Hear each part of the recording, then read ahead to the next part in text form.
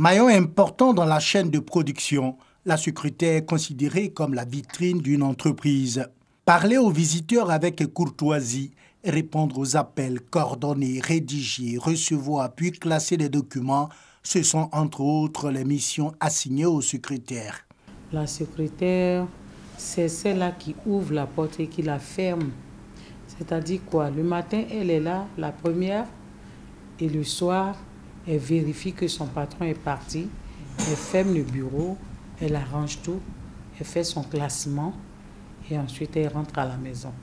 Quelquefois, sa vie est confondue à son métier. Je pourrais dire que toutes celles qui ont choisi ce métier n'ont pas eu tort de choisir le métier de secrétaire parce qu'il faut avoir de l'intelligentsia, il faut être très doué. Actrice incontournable au sein d'une entreprise, les secrétaires font souvent l'objet de reproches dans l'exercice de leurs fonctions. Lorsque vous allez, soit pour un rendez-vous ou bien pour une prise de contact, d'abord il y a l'accueil. Souvent il y a les heures, franchement, elles ne sont pas d'humeur, je ne sais pas pourquoi. Le traitement des dossiers, bien la suivi des dossiers n'est pas aussi efficace tel qu'il le faut parce que l'administration, c'est la rapidité et puis un programme doit être respecté quand on envoie un dossier, mais souvent c'est trop lent avec elle. Après des humains de la maison, elle venait ça au bureau. De toute façon, le plus souvent aussi, ce qui ne me plaît pas chez la secrétaire, tu lui parles même et puis elle attend de manipuler son téléphone. Elle joue avec son téléphone. Maintenant, sa grande surprise, quand elle finit de jouer à son téléphone, elle se rend compte qu'il y a quelqu'un assis en face d'elle. Et puis elle te repose la même question. Pendant ce temps, tu as déjà dit que tu es venu voir ton patron. Il faut prendre des personnes qui sont un peu plus mûres, qui peuvent mieux amener les gens à venir vers les patrons. Mais il ne faut pas prendre des gens qui ne peuvent pas amener les gens à venir vers les patrons. Manque de courtoisie, lenteur, négligence dans le suivi des dossiers, des reproches que certaines secrétaires tentent d'expliquer. C'est juste un préjugé.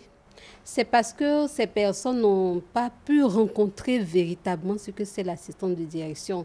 Certainement qu'au moment où ces personnes sont arrivées dans le service, l'assistante était certainement de mauvaise humeur. Mais sinon, l'assistante de direction, c'est celle-là même qui apporte, vraiment qui est le miroir de la structure. Elle apporte joie, paix, et de telle sorte que le client qui arrive est vraiment à l'aise de déposer son dossier qu'il a déposé tranquillement. C'est pas juste parce que dans toutes les corporations, on trouve des mauvaises graines. Moi, je ne peux pas vous dire aujourd'hui que la secrétaire, c'est la meilleure graine. Nous sommes en train de faire mains et pieds pour aider nos secrétaires à s'améliorer, à aller vers l'excellence. Ces dernières années, le métier connaît une évolution fulgurante. De sténodactylo à secrétaire bureautique, aujourd'hui l'on parle de plus en plus de l'assistant de direction avec une ouverture sur le digital. Aujourd'hui, la secrétaire de direction, elle est comme la seconde du patron. Elle a plus de responsabilités aujourd'hui, d'où le thème assistante de direction. La tâche de la secrétaire, dans le passé, se limitait un peu à la saisie du courrier, bon, à la réception des choses, des visiteurs. Bon, c'était un peu limite, quoi.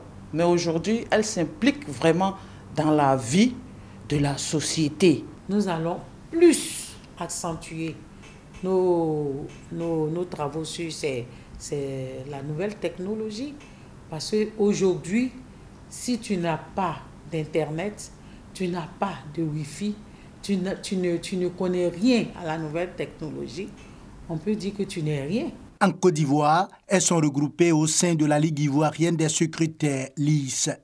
La présidente nouvellement investie entend rehausser l'image du métier à travers la formation pour les rendre plus performantes. Nos dévancières, les anciennes, ont commencé par la dactylographie.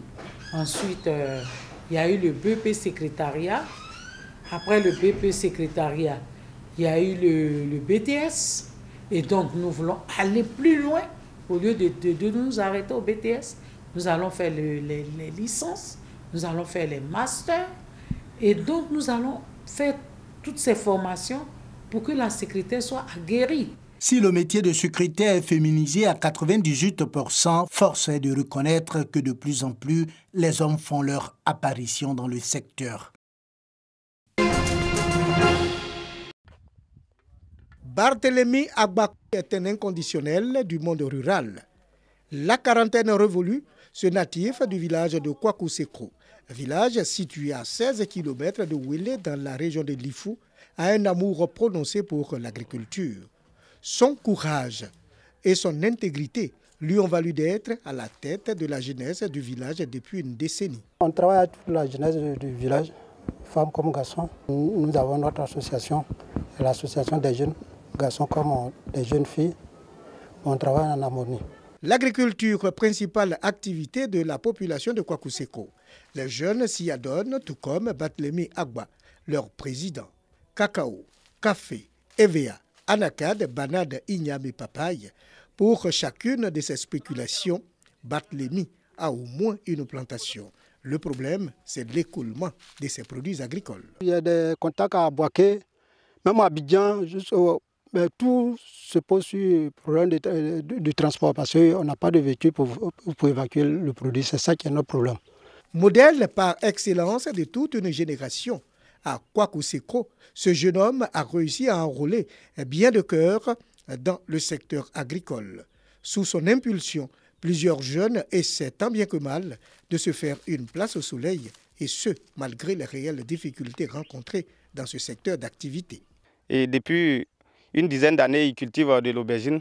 Les gens ne payent pas bien ici. En tout cas, c'est un peu compliqué pour nous. C'est de ça qu'ils nourrissent sa famille.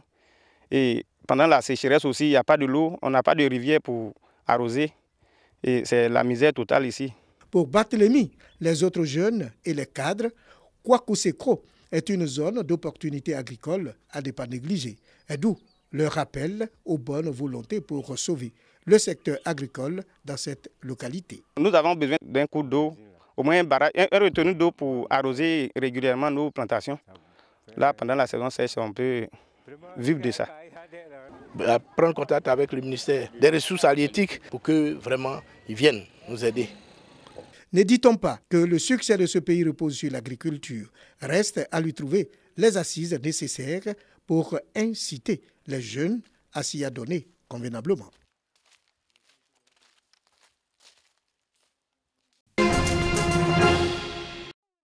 Que se passe-t-il au Kenya?